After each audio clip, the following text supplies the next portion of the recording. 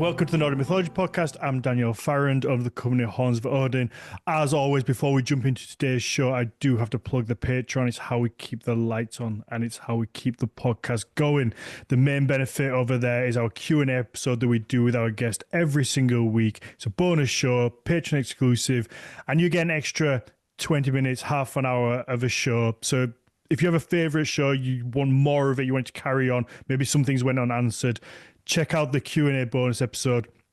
And it's likely that they were, because our patrons always ask some fantastic questions. If you can't support on Patreon, just a like, share, positive review wherever you get your podcast is appreciated. And I think that's it. So we're going to get into today's show. It's a little bit of a different setup. It's just going to be me and Mags. It's probably going to be a little more of a light-hearted episode with fun. And yes. Yeah, we're looking forward to this. So that's my lovely co-host, Mags Havgar, and in-house archaeologist. I better not forget it. I mean, it's especially appropriate today, though, because the topic for today's episode is I feel like it's a find that is, if you're in the right circles, you definitely know about it. But if you're not, it's very understandable if this has passed you by, because it is a bit niche, but at the same time, also one of the coolest things that I've heard about in like recent memory of, discoveries that just came a bit out of nowhere for everyone involved, seemingly. So we're gonna give it the attention it deserves. But then again, even though I am an archaeologist, I have not been involved in this project at all whatsoever. So I just want to start this out by giving massive props and creds to everyone who's involved in the project we're going to be talking about today, which is Dan. The Salme Ship discovery in Estonia. Yeah. Wow. Whew. Glad that I got that right. I put you on the spot there. You did well. We have been talking about it all day. But yeah, we said we were going to try to do these episodes just us. And I think they'll be a lot of fun. The last few episodes, I think that we've had tons of fun. I feel like it's just the podcast has kind of all clicked together. And I think the last 4 or 5, I've really, really enjoyed and had that laughter and fun element back in, because we're always trying to find that balance between education and fun. And throughout the history of the podcast, we've had all different directions and been criticized for being too intellectual, too fun, not enough scholars, too many scholars. And I think we're finding that nice balance. No, who's left their microphone on? I'm going to get him. Arthur as well. I can't even be mad at Arthur because he gave us such a great title for the show. Yeah. You know what? So this one's a pass. Yeah. No, don't worry, Arthur. It's fine. It's happen all the time. But yeah, so we're going to do these shows. They'll be fun. And I think you'll be even more, obviously, this is a topic that you know a bit about. You wrote your bachelor's thesis on this. It's one that we can quite comfortably cover it in accurate detail, but I think these will be fun when we play with like topics that we can have like our actual opinions on. Oh yeah, 100%. And also, like, so to clarify, like, so we're like doing a bit of a new thing where, in addition to having regular guests and having, academically focused, scholar focused episodes and having creator episodes and storytime episodes, we're also now trying to do semi-regular, just Dan and Mags talk about stuff episodes. We haven't actually gotten like a name, because we have, scholarly episodes, we have creator episodes, we have storytime episodes. We don't really have a name for these types of episodes. I've just referred to them as Dan and Mag talks, but like I feel like that it's not very catchy. So Patreon chat, if you have any suggestions, feel free to go ahead. The DMs. That's a good one. I like that. The DMs. See, mine was Dan and Mag's Mega Fun Chat. So I think you were winning. I mean, straight off the bat, the chat just delivers. And we had Arthur give probably one of shout out to Lee. Yeah, that's Lee with the DMs. And then Arthur had the name for the episode, Salme Ship Different Day, which is a fantastic name. So we might as well just pack up and go home and let Yeah. Can't do So anything. anyway, there were some ships found in Estonia. That's it. Goodbye. Yeah. But yeah, should we get into it? Let's do it. See where we go with it. All right. So I think a basic overview is in order because, like you said, not many people have heard of it. I haven't, and I've heard it mentioned on the podcast a bunch of times, and I never put the dots together between when you were talking about Salme, and then I knew that there were these ships in Estonia that were found. I never really put it together. We haven't really spoke about it massively in depth. I've done a sole episode on it. So what is it? What's the, or what are they? So it was in this is in fairly recent memory, speaking in archaeological terms. So between 2008 and 2012, there were some excavations in the area of Estonia called Salme, which is in or in very close proximity to the bigger area known as Saaremaa. I hope I'm pronouncing that correctly.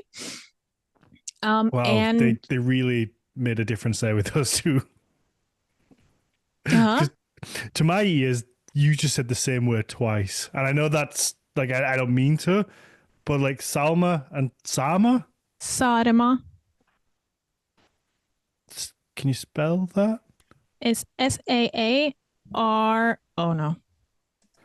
Okay. Oh no. That's okay. Straight off the bat, Dan. Here we go. Saaremaa. Okay. So it's like saying, you're in Huddersfield, right? Or yeah, Huddersfield, Yorkshire. Yeah. Okay. Yeah. So it's Salm. So if you kind of say it emphasized for anyone that wants to like Google it, I guess Salma with an L in the middle is the Salme. So Salme, comma Saaremaa or Saaremaa. Okay. Okay. And during these excavations, they found what turned out to be the remains of two ships. And an important thing here is that the geological information of this area made it very clear that these ships could not, this wasn't like ships that had sunk and just been left there, because this was way outside of like the shoreline. So they had been pulled ashore and then seemingly intentionally buried. And both of them contained varying levels of human remains. And as the research and excavations went on, more and more evidence started suggesting that these remains and the find itself had like Viking adjacent, like it just became more and more overwhelmingly Viking-esque as far as I can understand, which was really interesting for the whole kind of historical and archaeological community, I think, because we talk a lot about Viking activity in the West. And we do talk about Viking activity in the East to a certain degree. It just doesn't get the same. It doesn't get the same attention. No. But then also one thing is like talking about Viking activity in the East, but the other thing is like just getting this massive find, which is like, it is in Estonia. No matter how you twist or turn it, regardless of what happened and why they ended up there, if these people turn out to be Vikings, which I would argue that they are, or early Viking culture, they're in Estonia. They are in the Baltic. Yeah. Which is, you know, famously to the east of Scandinavia.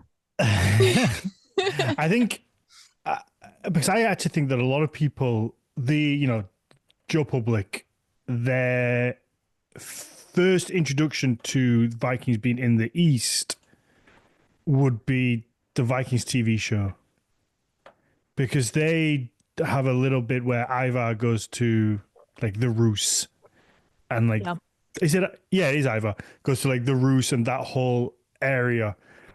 Is And this where I make an utter fool of myself and admit to the fact that I haven't actually no, seen Vikings? Or you didn't. I've You, tried so many times, but you I didn't. can't. You didn't have to because I already knew that you did, and I wasn't going to put you in that position. But Oh, you're so sweet. But I thought, it's good for people to know that when it comes to the Vikings show, I am ignorant. mhm, So yeah, you get to be the expert on this, Dan. yeah. But I think there is so much focused on, the UK, France, Spain, whether they, Iceland, Greenland, landing at Lansdowne Meadows. Like, there's so much focus on that the East doesn't really get looked at, and it just certainly doesn't get like a fair shake of it. So I think for like the average person, the TV show probably was their first even thought of it in that way and going in that direction. And I think you'll have to pull up a map and look at where Estonia is, Latvia, Lithuania, those kind of countries Well, in that. let's do it right now. Let me see if I can pull up Google Maps and if that can be our friend. Mm-hmm. So yeah, you get those three kind of countries, and then obviously down to Poland. They're really close to Sweden and even closer to Finland. So it only makes sense that if they're, if Viking Age Scandinavians or pre-Viking Age Scandinavians in this case are leaving Norway to go west, and it's a further distance to, the British Isles, it would make complete sense that they would, those who are in Sweden, Finland region, if would be heading, down into that kind of Baltic Sea and over and into the east. Yeah. Let me see if I can take off some filters of like my saved addresses. You know what? Who gives a shit? I have a friend who lives on the West Coast. You can't see her address. It's fine. But now I have a lovely friend who lives on the West Coast whose address I've made sure to save. Were you going to pull it up? I was gonna pull it up. Oh, okay. Okay. I am now requesting. All right. There you go. Yeah, you can share. Awesome. Let's see. So here we have Scandinavia, right? We have Scandinavia over here. See, I have this exact map pulled up on the screen next to me, but there was no way that I was going to share my screen because I get the worst anxiety of screen sharing. Even though I don't, like, I think we've spoken about this before. Like, there's no reason for me to, but it just terrifies me every time. I'm like, oh my God. But I get like a similar, I get like a similar thing if I'm like in traffic and there is like a police car behind me. And especially if it follows me for a few blocks, I'm like, I haven't done anything illegal, I think. But what if they know that I've done something illegal that I don't know about? Mm-hmm. Yeah. And I just get that anxiety with screen sharing all the time. I'm just like, oh my God, if I left something like logged in the background that's going to pop up. Oh my God. Like, what would you do? What would you do? Oh, it's not like we could edit it out or anything. Well, not for those in the live chat. So if you want to see what pops up on my screen, join the Patreon. Yep, I guess. If we get to how many Patreons do we have at the moment? Well, there's Patreon did this thing where they have like free and paid ones. I think paid is like 140 something ish. When we get to 200 patrons, Dan will share his screen. Yeah. Unedited. You get like half an hour of me just scrolling through, and I just click on whatever anybody says. Like, oh my God. And whatever comes up. Amazing. Anywho, in terms of this, the reason this whole Google Maps situation is even happening is that like when we talk about Viking activity to the west, we're usually like, I'm moving it slightly now. So you have Scandinavia to the right of the screen, and then you have the UK, the British Isles, and Iceland and Ireland kind of there. But then if we go to Salme, Salme is, it didn't do the thing that I'm hoping it was going to do. But anyway, I'm zooming out now. Okay, so Salme is that's over here in that's Estonia. interesting in its own right. So it's not actually part of mainland Estonia either. It's part of It's a an island that is like off yeah. the coast of like the main body of Estonia.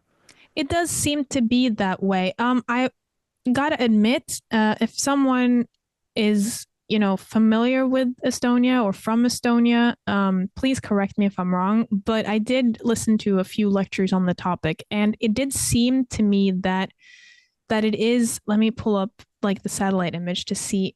It does.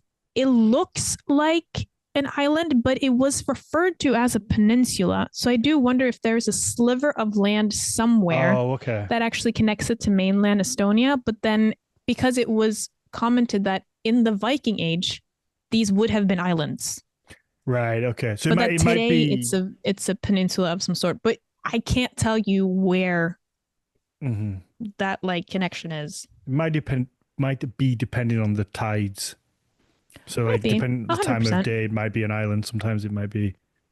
But yeah, if you look at where Estonia is, where Salma is, it's a damn sight closer to modern day Stockholm than the west coast of of Norway is to the British Isles. It's Yeah, a I mean lot it's closer. close. It's very close.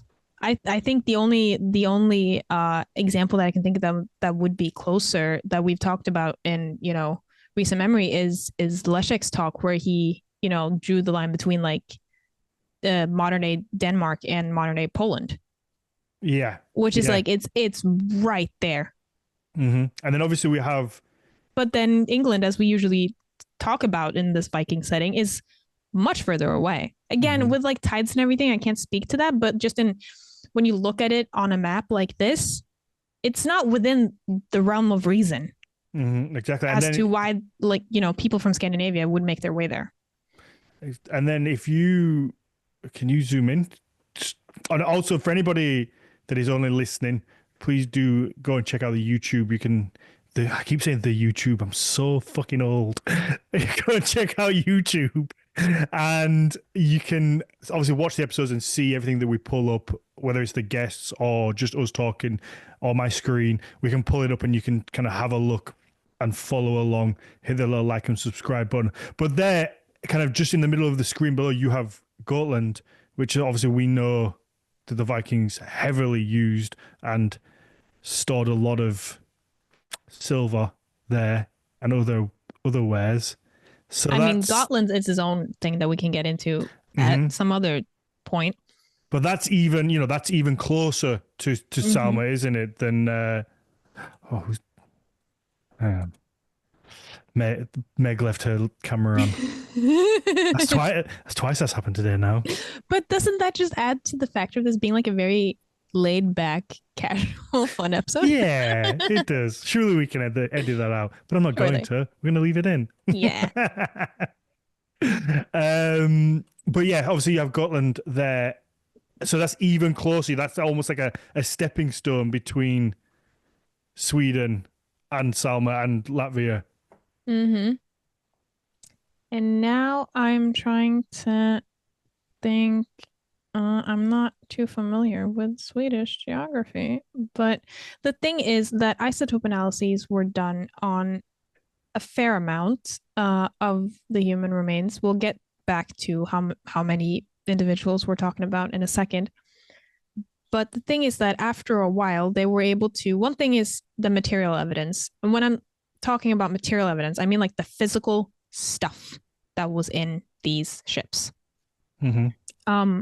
One thing is all of the stuff pointing to the perhaps original point of origin, the area of origin being Scandinavia, but then the isotope analyses further emphasized that fact, where it turned out that a lot, if not all, I'm a bit shaky here, but many of them actually came from an area in Sweden, which I now should have prepared so that I could pull it up on a map, but I don't.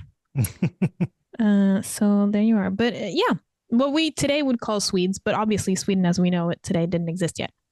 Hmm. Perfect. So we have, all right. So we have this little area, this little, I guess, I don't know what it would have been at the time, whether it was a town or a village, but we have this little kind of area on the west of Estonia where there's these two ships. Yep.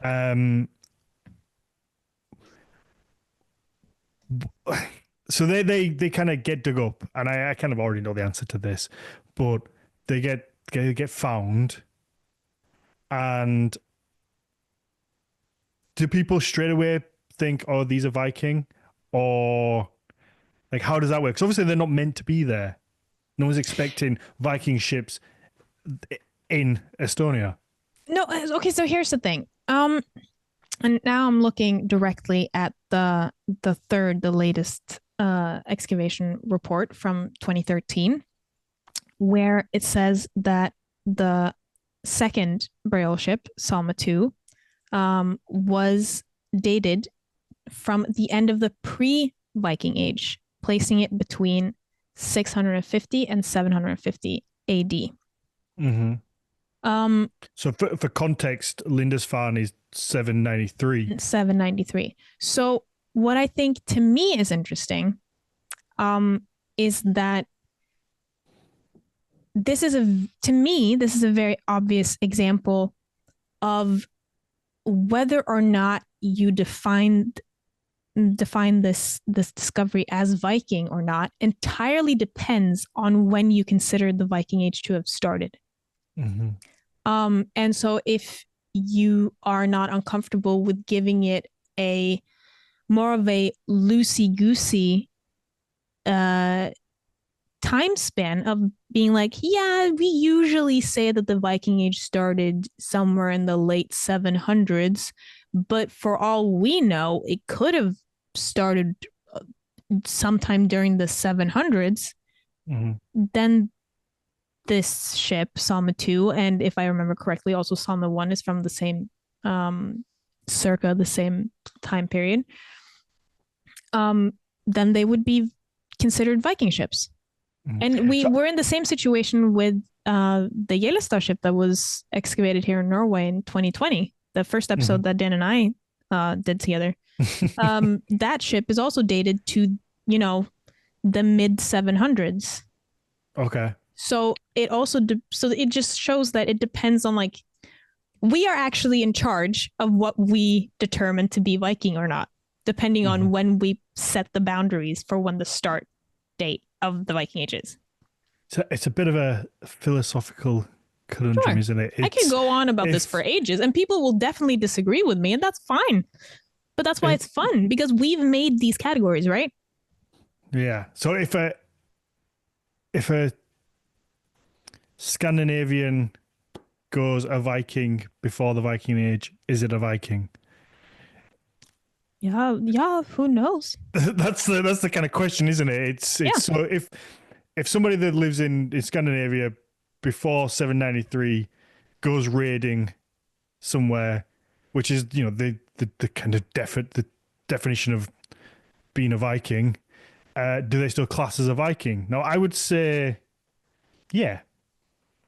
Because here's the thing, we use Lindisfarne as like the kind of the start shot, like boom, go, the Viking Age has begun. But how do we know that Lindisfarne was the first one? Well, yeah, we don't. And I think don't. It's just it happened to be written about, and that document was preserved, so we knew about it.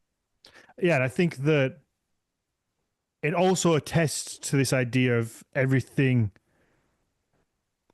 is looking at the West, because the start of the Viking Age 793 and the end of the Viking Age 1066 are both events that happen on the British Isles, and people in Scandinavia are still raiding after 1066. There's still stuff going on, and there was stuff going on before. So I'd be interested to know like why those exact dates were picked. I'm guessing it was probably a British historian, because we like doing that.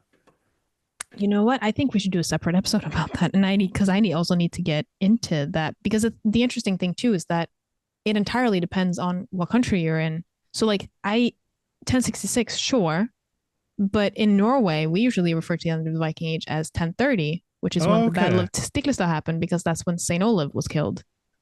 But then we also go, oh no, but maybe it was 1066 because St. Olaf's younger brother, he was actually killed at Stamford Bridge, and um, he was considered like the last Viking Mhm. king.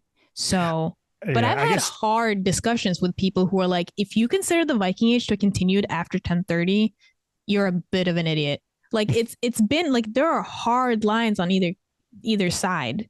Mhm. Um, but it's just interesting to think how um these periods have been. First of all, we have, in modern memory categorized them as such. We are the ones who have created these distinct lines, and we are the ones who have given the names. And whether or not that was the case when all of this was going on is an entirely different story. Mhm. Yeah, well, I think probably for British history, 1066 just rounds up nicely. Oh, We sure. we kind of go Viking Age, 1066 Normans. It's very kind of Oh, yeah. smooth, but also there were raids after 1066, so I mean, I'm sure it it's wouldn't surprise me. And in Norway too, it's also super smooth because it's like all Vikings, Raiders, the pagans, la la la, like early statehood, and then 1030 we have Battle of Stiklestad, and now we're all Christians, and the Middle Ages are happening, and da da da da, mhm. which is a very sanitized, clean cut version Yeah. of history. Not in the sense that sanitizes and it's glossing over stuff, but it is glossing over stuff in the sense that it entirely disregards the fact that people, which, Dan and I, this is something we agree on, I think.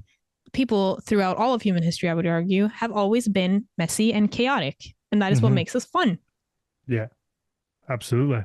All right, so we have these two ships, and what makes them Viking? Or what makes them think that these people are from Scandinavia? Then I guess because again, it's that idea of are they Viking? Are they not?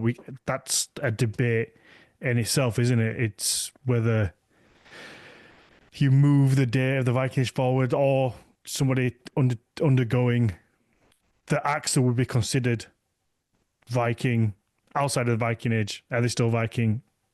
I would say yes. Yeah, I think the first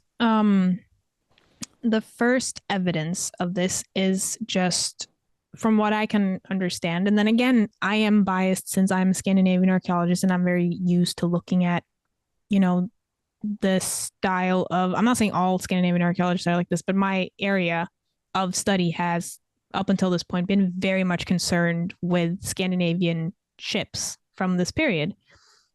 Just the shape of the ships themselves is very reminiscent of how we Okay. know ships were built in Scandinavia. So you have that going.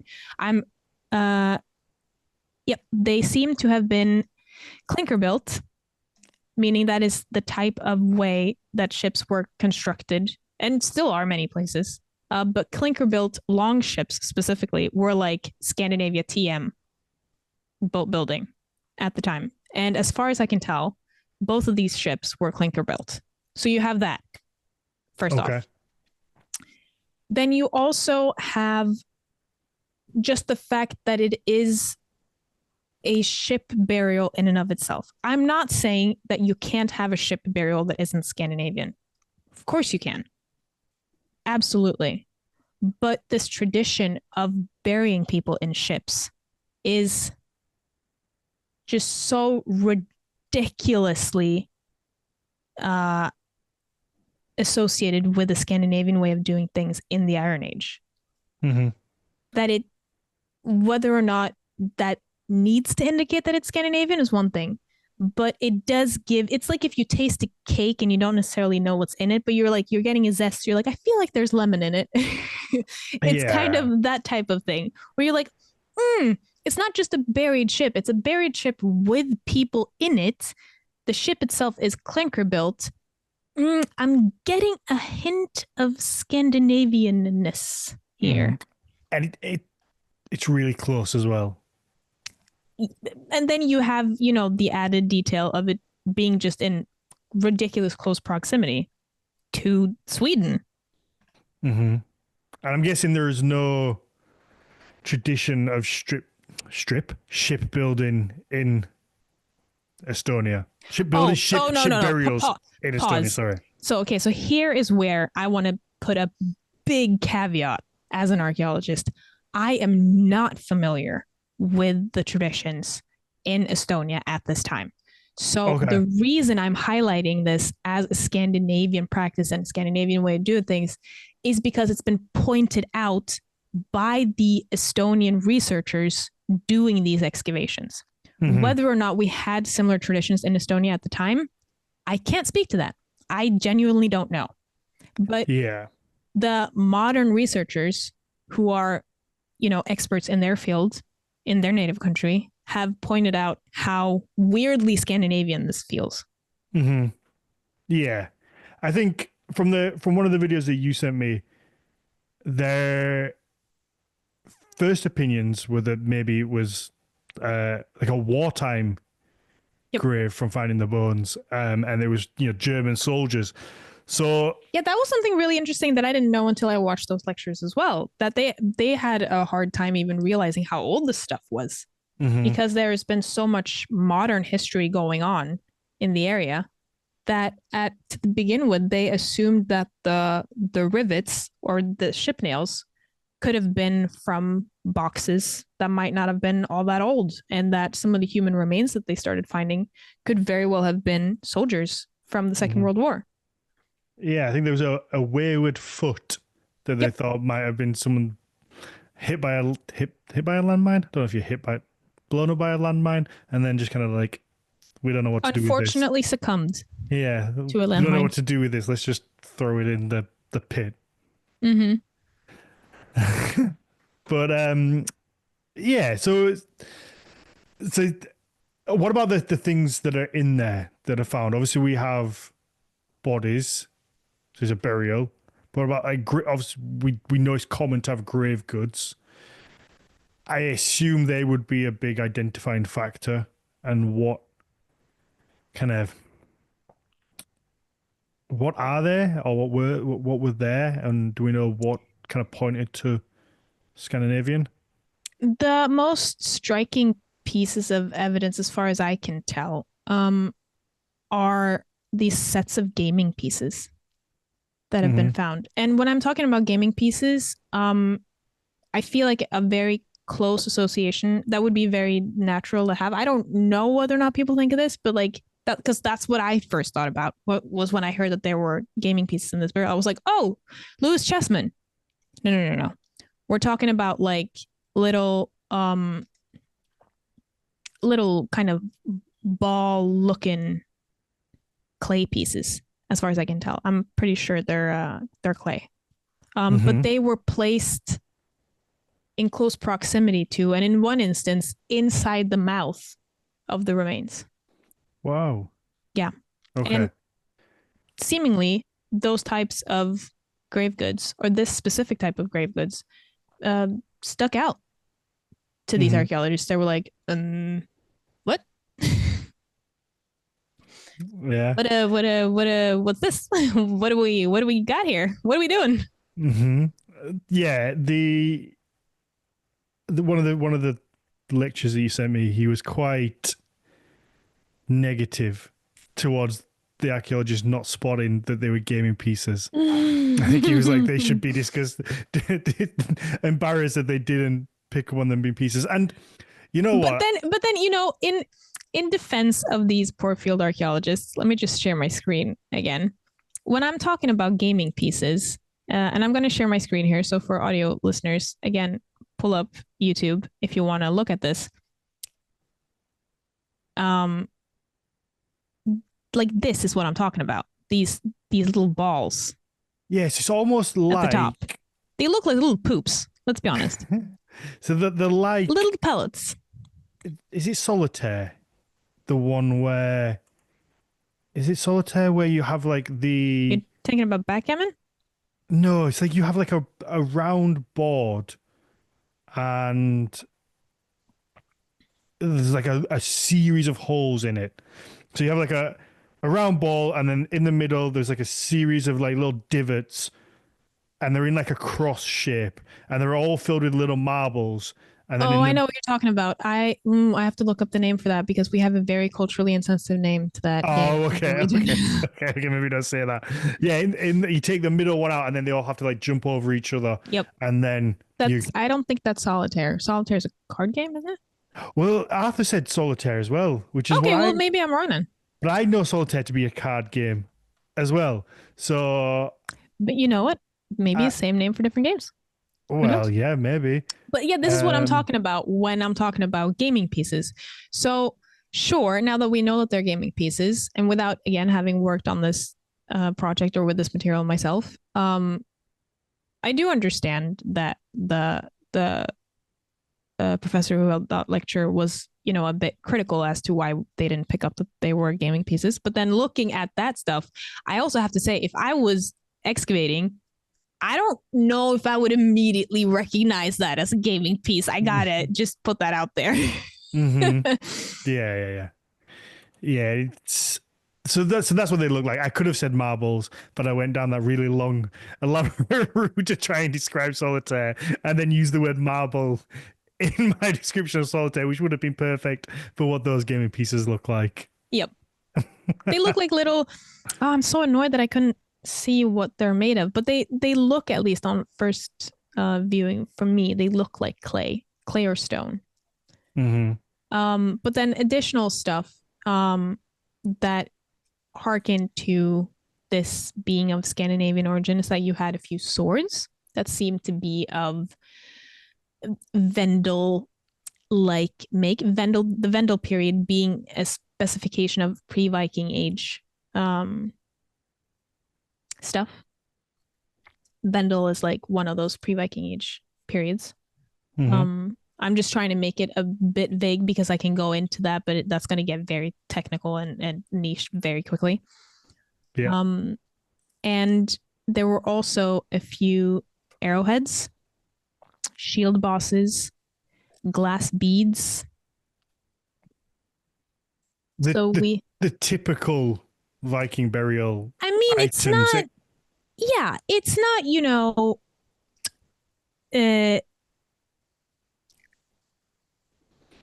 uh, what should I say, atypical of what you would expect to find in a Scandinavian boat burial or just a Mm-hmm. Scandinavian burial of this time period. Period. Mm-hmm. What about, were there any animals in there? Because obviously There that's something that we was. see in a lot of the other ones is horses, chickens, dogs, I guess. Like they're put in there as maybe some sort of sacrifice.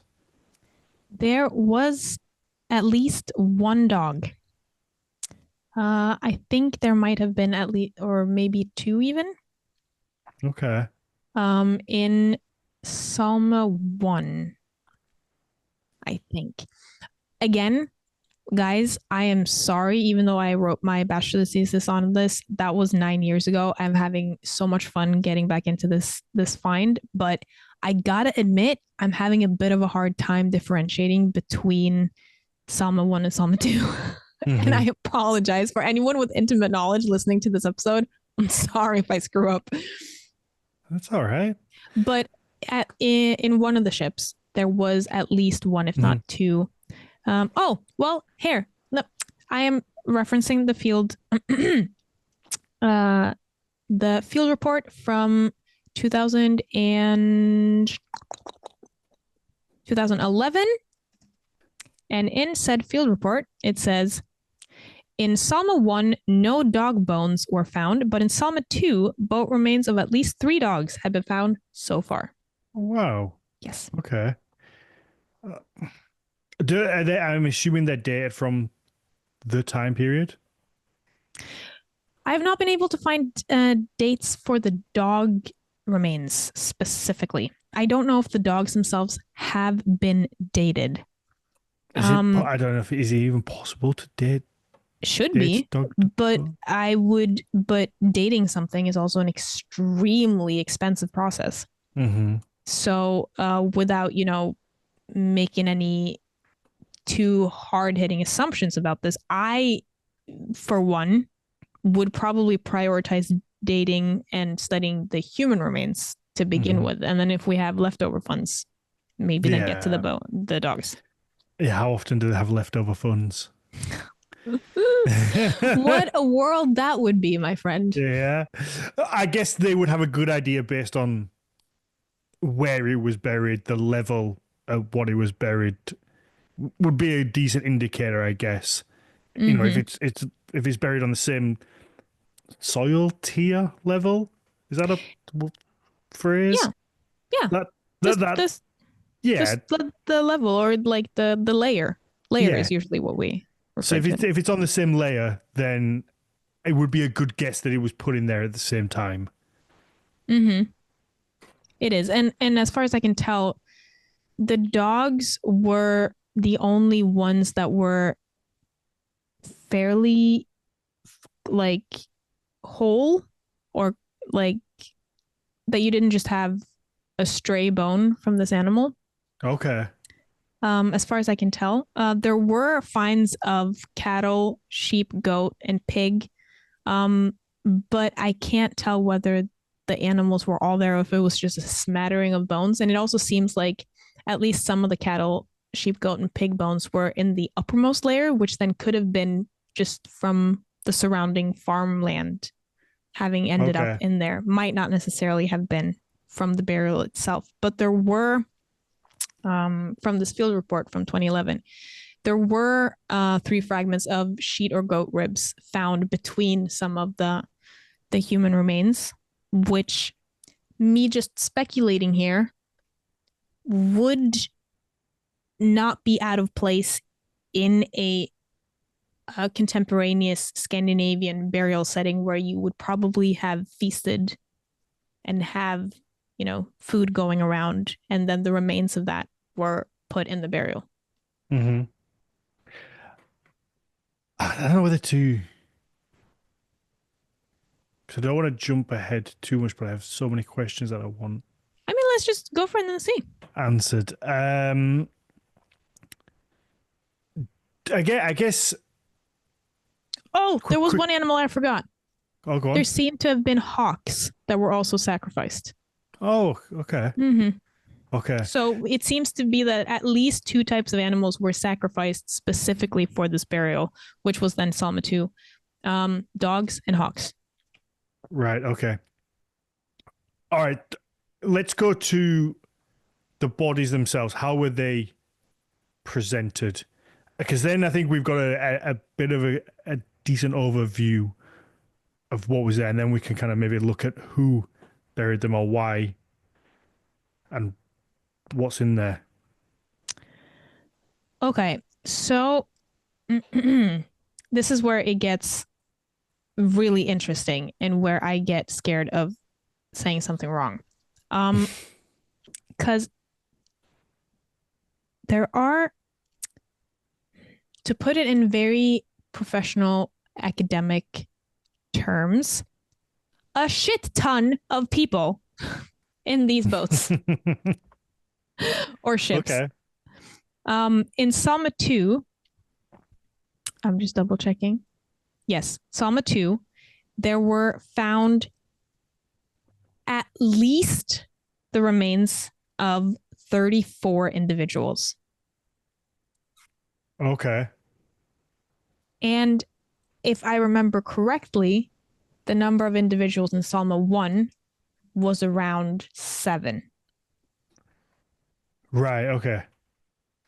So that's a lot of people. Just starting with like 7, and I'll double check that in a minute. 7 people in one burial is a lot. Yeah. And if we're like going along with this, like, yeah, probably a Scandinavian burial in Estonia, that's a lot of people in the same burial. And then you have the other burial that has 34. Yeah, what? So many. That's so many. Okay, my mind's going all over because I know, right? we have do in the Scandinavian ship burials, do we have multiple people buried in the ships? Obviously, the Oseberg, there's two. Yeah. The other ones, do you know whether they have multiple people in? There are ooh, oh. Ooh. Can you tell that I'm super comfortable right now?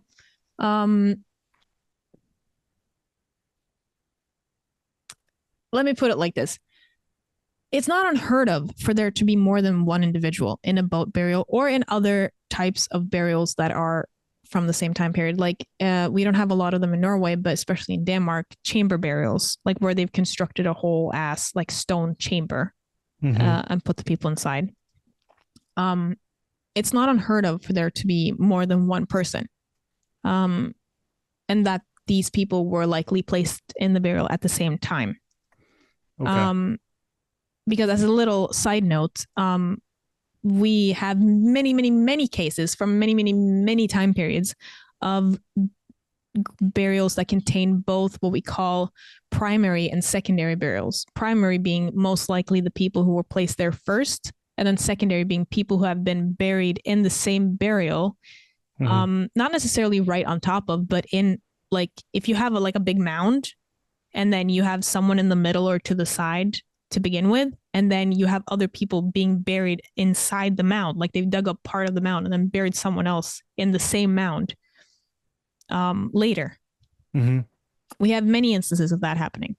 Okay. But with Salme, they seem to have been all put there at the same time. Yeah, by our best guesses, I guess. By our best guesses. Should also be our, like I'm part of the community. Yeah, go ahead. Honorary member, come on. Yeah. But 7 people? I'm having a hard time thinking of any examples off the top of my head that had that many people that weren't considered. Okay, go along with me on this, because of course these two ship burials are obviously examples of mass graves, because the number of people would indicate a mass of people. But it's also this might just be a distinction that I have personally, but it is a very careful and intentional mass burial. Okay. So it doesn't seem like they've just kind of, dug up a ditch and thrown them all in. It seems to have been done with care. Whether or not that care can be referred to as empathetic or not is a whole different discussion, but there is there seems to have been a certain type of structure that they've been following, that they place the ship here and then they put the people like this, and then they also put these things in it with them, and then they sacrifice some of the animals, and yeah, and Salme 2, the one that had the 34 people, is also the one with the dogs and the hawks. Further indicating that it's not just a ditch that's been dug up and a ship and 34 people has been thrown in. 34 people, so many. It's so many. How were the bodies placed inside the ship? Were they all laid out kind of individually? I guess, can they tell whether you said put in almost like respectfully. Is it a case of that they were all just kind of lined up? Okay, hang on here, because I'm just looking through the field reports really quickly. I can't find an illustration of how the bodies in Salme 1, the one with 7 people, I looked that up, 7 was correct, how their bodies were distributed. But there is actually in the excavation report on Salme 2, the one with 34 individuals, there is a really cool illustration based on a 3D model that shows how the bodies were distributed. So from Salme 1, I think that was the lecture that you sent me. I think, maybe this will jog your memory and you can correct me if it's completely wrong, that they were like on top of each other as if they'd been like sat. Okay, so here's the thing. I had with that lecture, I think he's a professor, Yuri Peets, I think is how you pronounce his name. It seemed to me that he'd been involved with both, and he kept skipping between both. Right. Okay. So I had a bit of a hard time differentiating. But when he was talking about the skeletons specifically, I had a bit of a hard time following if he was just talking about Salme 1 or also Salme 2. Because the thing is, and I'll show you guys right now, again, I'm pulling up the field report. This one is the one from 2013 on the screen here. The 34 individuals were definitely put on top of each other, I would say. Okay. I was going to say, while you're pulling that up, I was going to say that I think that lecture you sent me is a fine example of why we need this podcast. And I don't want to shit on the people doing the lecture, but it was so hard to follow and kind of go along, especially from my perspective. And I think that's why doing episodes like this is so great, because we can kind of go over it and dumb it down for me. No, but look, so here's the thing, right? So I'll shout out these lectures, and I'll send links in the chat at some point during the episode as well. But what I wasn't aware of, which I became aware of during the day today when I was catching up on them, was that, yeah, I understand that it was hard to follow, and it was hard to follow for me as well. But the thing is that these lectures weren't just lectures; they were conference presentations as part of a bigger context of a conference that we weren't a part of. Oh, okay. So maybe we were missing. Yeah, and additionally, I actually want to give a big shout out to Sodoma Museum, who posted these videos after this conference, the conference was in 2022, I believe, or at least that's when the videos were posted. That lecture that both Dan and I watched was given in Estonian, and what Sodoma Museum has done is that they have posted the original Estonian language lecture, but they have also posted a version of the lecture that has been dubbed into English. And from what I could tell, it seemed to me that lecture was dubbed live. Yeah, it did. And I think that's where I was maybe struggling. There was a little bit of... But that also, because I totally understand, because I had a hard time following sometimes as well. But oh my God, dubbing someone's presentation on the fly to make it accessible to international audiences while also letting the presenter speak in their native language. Whoa. Yeah. Okay. Yeah, I'm with you. That is a big, as a person in this field who has a big passion for dissemination and public communication, that to me was such a cool way of doing things. And it could obviously you could do stuff differently, but I've also been in a position where I'm the one in charge of the outreach, where there has been a continuous tension between, do we want to reach as many people as possible across borders, or do we also want to, give due to our native language where this stuff was found? And how do you deal with that tension as stuff is happening on the fly? So I just thought that, sure, it can be hard to follow, but I thought it was a cool compromise from Sodoma Museum, and I want to give them their due for that. Fair enough. All right, so these bodies, how are they laid out?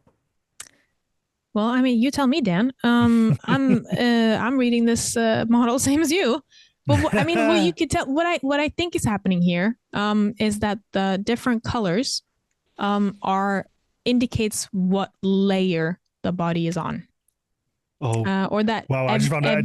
Sorry to interrupt you, but for anyone watching on the YouTube, I just found a massive flaw to my new setup. So for anybody that is watching, will notice that now I'm looking like directly at the camera. I got a new kind of teleprompter set up. There's a screen built into it, so I'm looking at the audience. Hopefully it's a little bit more engaging for people that do watch. But when I want to look close to it, I now have to get my face really up there and have a look. So everyone just enjoy what's about to happen whilst Mags carries on. I'm so sorry. I just wanted to explain why everyone just got my big mug close to their screens. It was amazing. So now I've tried to zoom in as much as I can while also keeping the credit on the screen, because I think that's really, really important. This is a drawing made by Margrethe. I think that's how you pronounce their name. which is a distribution of the skeletons in Salme 2. And I think what's happening here is that every skeleton in red was found in the same layer, and every skeleton in, is it blue or green on you guys' screen? Because my screen is orange to prevent the glare, so I can't tell. Okay, so I'm seeing black, yellow, red, and blue, green? Question mark. So I'm getting red, blue, and yellow. Yeah, and then there is one. Then like the bottom ones beneath the yellow ones, are they black to you, or are they dark blue, or? Because there is a layer beneath the yellow ones. Hang on. Oh.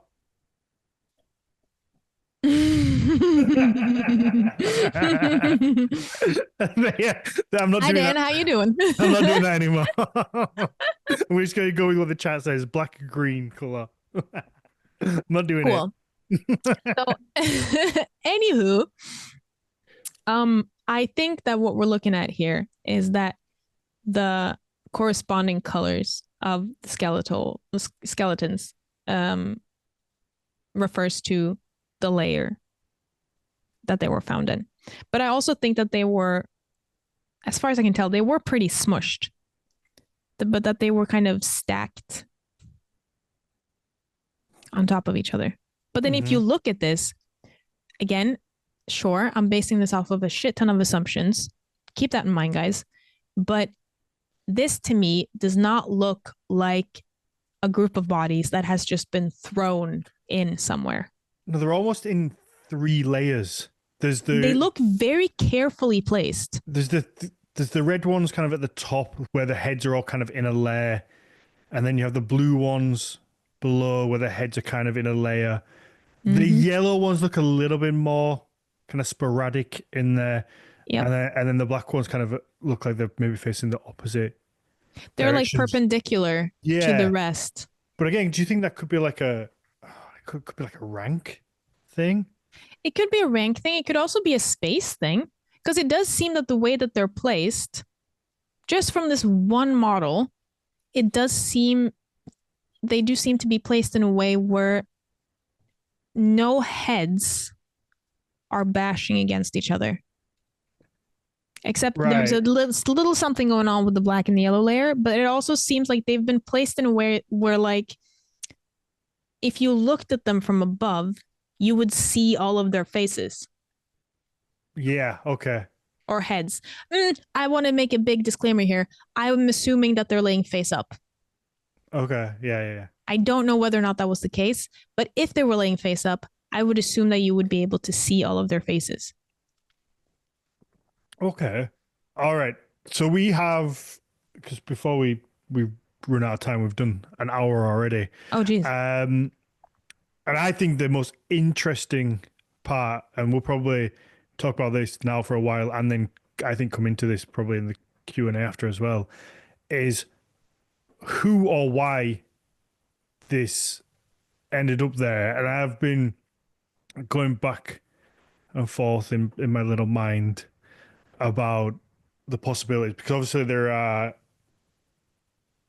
it could be, a shipwreck, something could have happened in this, people in Estonia buried them.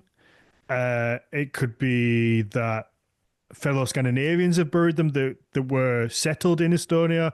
Could be that maybe the people left from Salme 1, because there was only 7 in that, there's 34 in the other. Maybe there was 34 on both ships. Something's happened, and the other 25 people, is that maths? Was that good maths? Is that right? No, it wasn't. I didn't catch what you said. 27 people. I thought I did really good maths then, but it was wrong. I mean, it's 34 plus 7, so you'd have 43, no? No, wait. So if there was... No, wait, what was that? What happened there?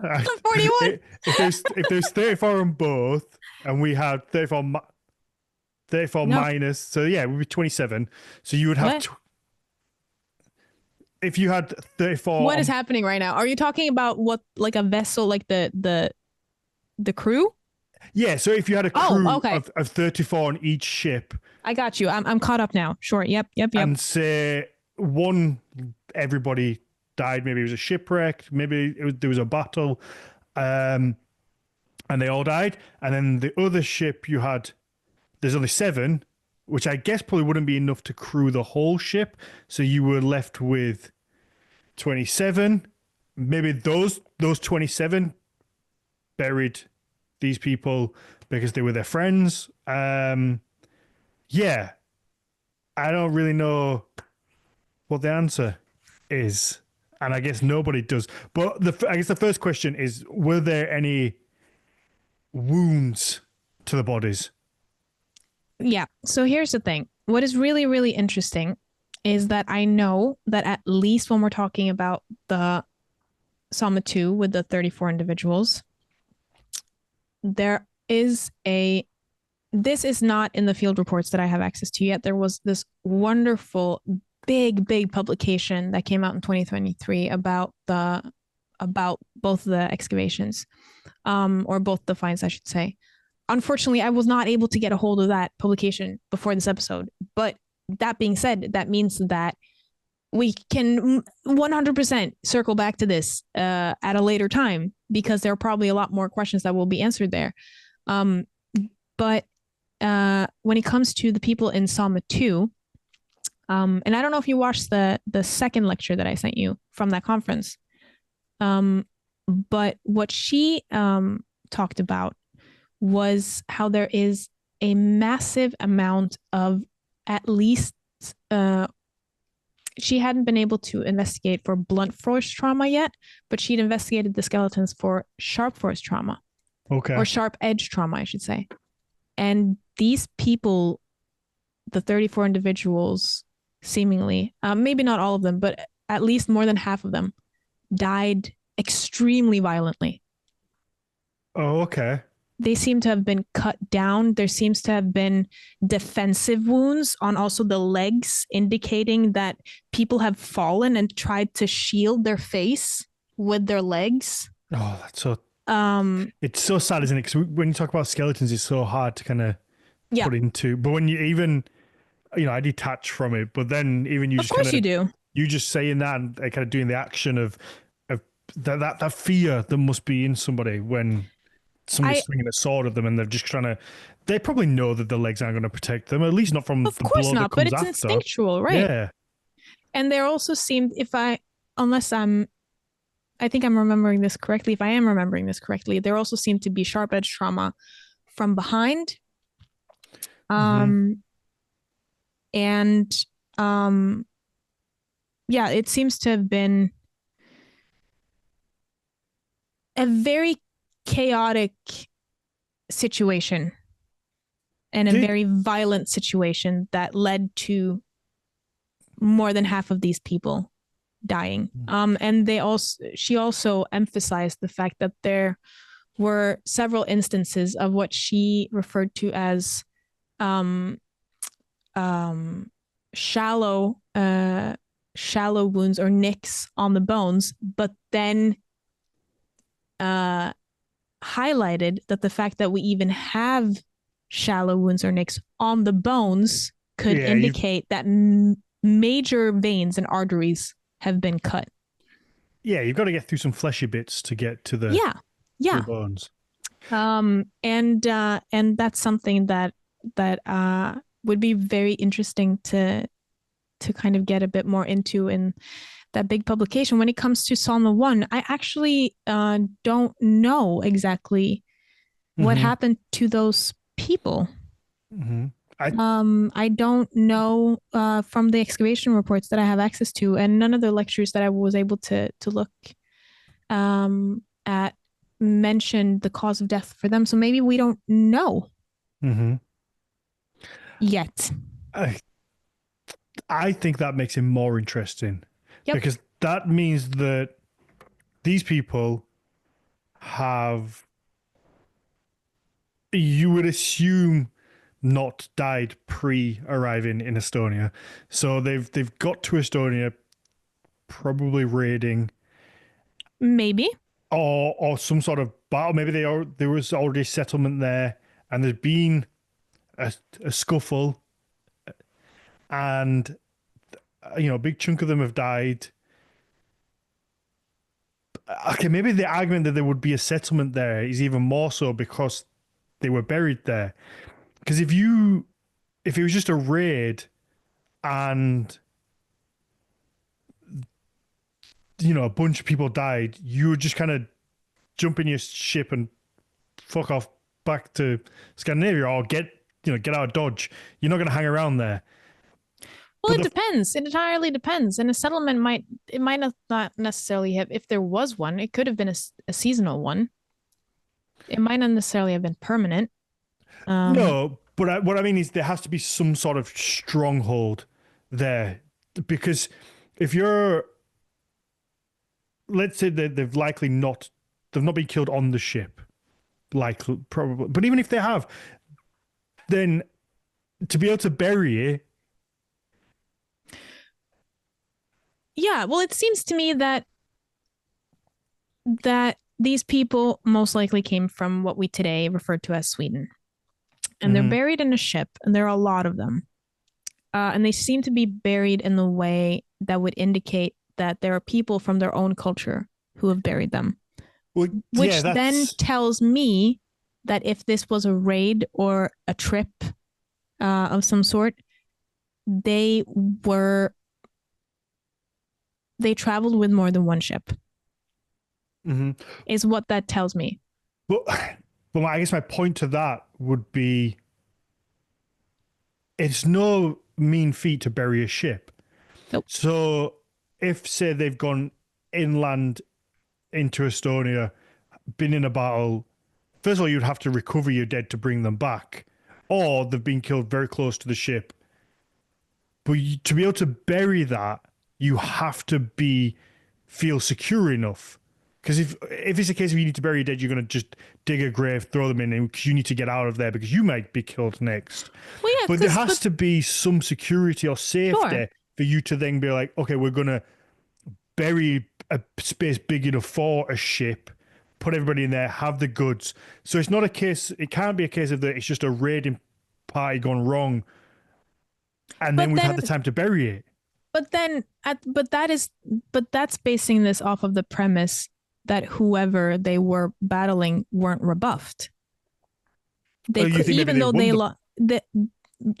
they lost 34 people, they could still have quote unquote won.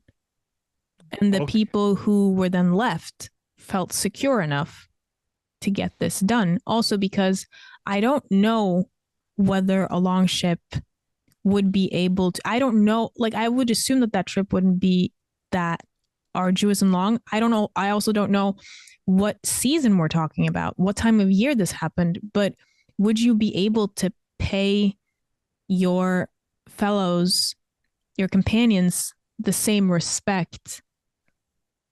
I don't know if the ship/ships they were left with would be able to carry all the remains back to their point of origin before the body started to putrefy. I don't know what the mechanics were for that decision to have been reached. No, obviously not every. But that's what makes it so interesting, right? You and I are sitting here trying to okay, so they must have felt secure enough, sure. But also at the same time, how do you bring 34 individuals back and give them the proper burial? Maybe they could, maybe they couldn't. And then, so there are so many components, right, involved in this whole thing. I know there's a lot of pauses and I'm kind of umming and ahhing a lot and going around. It might be frustrating to listen to, I'm not sure. But I will say then that is a very common part of just discussing research. Yeah. Because there is a lot of So yeah, I'm processing this in real time and trying to, that's how the podcast's always been. And the more I think about it, the more questions there are, because also you're sacrificing two ships. Let's say you're away from home. Why would you do that? Not all. Oh, a little asterisk to that.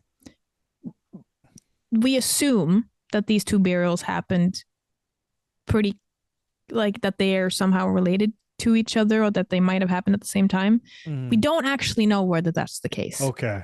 From what I could tell from the lectures that I heard today, the dating process has been extremely difficult. And seeing as they're in very close proximity to each other, and the fact that they seem to hail from the same point in Sweden, which is Balsgärde, I think, if I'm not mistaken. We assume that this happened at the same time, but we don't actually know. And if the dates, I say dates, but then I'm not talking about specific calendar dates, because when you date archaeological material, unfortunately, you don't end up with like June 5th, 793.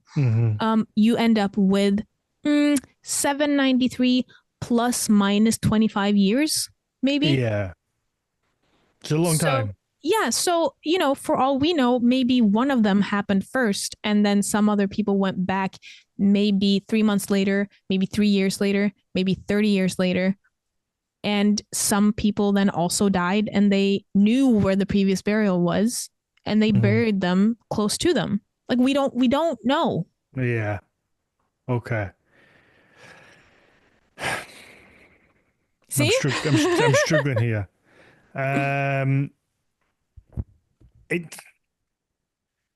Because my head, I can't get away from you. Not all raiders, Viking Age, pre-Viking Age, get buried in a ship. No. You have to be somebody at least quite special for them to warrant that. And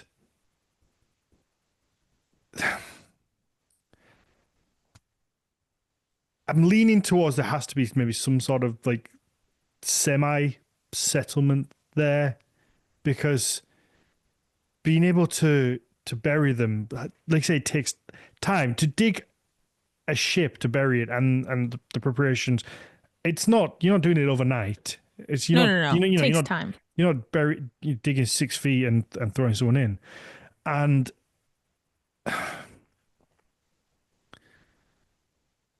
the willingness to sacrifice 2 ships, again, they're not cheap things. They're they're valuable. They have a use. So unless they're damaged beyond repair, Which we don't know. Well, again, they could be shipwrecked. I don't know. I don't know where I sit, because I keep flipping back between, could it be a settlement, and then that's why they were able to do it, or like you said, maybe they won a battle. Maybe they were 3 ships or 4 ships, and enough people died that maybe they couldn't man the other 2 ships, because that's kind of what's going through my head as well, is maybe you need X amount of people to man a ship. They lost so many, so they were like, okay, well, there's 4 ships. We now don't have enough people to take all 4 ships back. We only have enough people to take 2 ships back. What are we going to do with these other 2 ships that we're leaving? We have to leave them here. So let's give, our friends, our brothers, family members, whatever, a proper burial and do that. So yeah. But on that note, I'd also want to challenge you in just the premise that we're making for those assumptions, because they might very well be accurate, all of them. Maybe like a few specific ones, or maybe a combination of all of them. But those factors that you just pointed out are quite practically based. And it might absolutely have been the reason. But then at the same time, we could also consider it when it comes to what was considered cultural respect, which again is a very loosey-goosey area that we speculate a lot about, but we don't have a manual as such. So it does get a bit more flimsy, sure. But one thing is, was maybe there weren't enough people to man all the ships, and that's where this burial came in, and that's why they left a ship with them. I'm talking now specifically about Salme 2 with all these people, since that's kind of like the big heavy hitter. But then, okay, I'm going to try to make a comparison here, and maybe it won't work out. But for example, you have different cultural practices in what's determined to be a respectful way to treat your kin and people around you. So, for example, here in Scandinavia and also in very many other countries, I know also especially Southeast Asian countries, you always take your shoes off when you enter someone's home. Mm-hmm. You always do that. If you don't take your shoes off, maybe someone lives in a house that is very, very cold. Maybe maybe it's winter. Maybe the floor is cold. Regardless, you take your shoes off. Mm-hmm. If not, you're considered extremely rude. Why would you come in and soil someone's floor? That is a cultural distinction. And maybe the reason why these people were buried in a ship was because that is the way you treat your dead. Yeah. But that is just, and maybe not everybody these people goes in a ship though, do they? Like we have. That's very true, but that's where the dogs and the hawks come in, isn't it? Because those are high status markers. Mm-hmm. And if these are people from a specific strata or status in society, that's just what you do. Okay. I'm being very clear cut here. It seems very easy, but it isn't. But maybe that might also have been part of the thought process. It's like you can't even these people are dead. Maybe there are too many of them to bring back, or maybe there's also an aspect to be considered here. Maybe people should be buried where they died. Maybe that's an aspect. Yeah. Yeah. Of course. There's so many X's in this math problem, and I don't know how to solve them. It is fascinating. Let's wrap up the main show, and then we'll do a little Q&A, and we'll explore these further, because I think, again, it could be, we don't know, maybe the people in Estonia buried them, and it was like a mimicking of things that they'd seen or heard of. And it's... Maybe. Yeah, because the fact that they were buried by someone from their own culture is also an assumption. Like we don't have, didn't leave anything for us to, determine that one way or another, but it seems the likelihood based on the pattern. Yeah. But then again, what do we know? Exactly. All right, let's wrap this up, and then we will get into a little bit more. So if you want to hear more of this, head over to our Patreon /Nordic Mythology podcast. That's from £3 a month. You're going to get all those Q&A episodes where, like I say, it's just an extension of the main show. Sometimes there's a lot of questions, sometimes there isn't, but we always do a similar sort of time, and it's just an extension, and we hang out. Max, thank you very much. This was a lot of fun. I really enjoyed it. It was nice and lighthearted. I think we covered a lot as well, and there was a lot to learn. And I enjoyed just kind of like that spitballing of ideas back and forth. Yeah, it was a lot of fun, and it was fairly fun and lighthearted, considering some of the extremely horrific topics that we covered. Yeah. Well, people love the macabre as well. Yeah. I do. All right, where can people find you? When I do post anything once in a blue moon, that's usually on Instagram. You can find me at Archaeomags, Archeo with a K. Perfect. All right, for me, it's Daniel_Farrand1, Hans of Odin for the business. Nordic Mythology podcast across the board, YouTube, Instagram, Facebook, all those places. Hit the little review, like, share, bell, all those things you have to do. And that's it. Let's get out of here.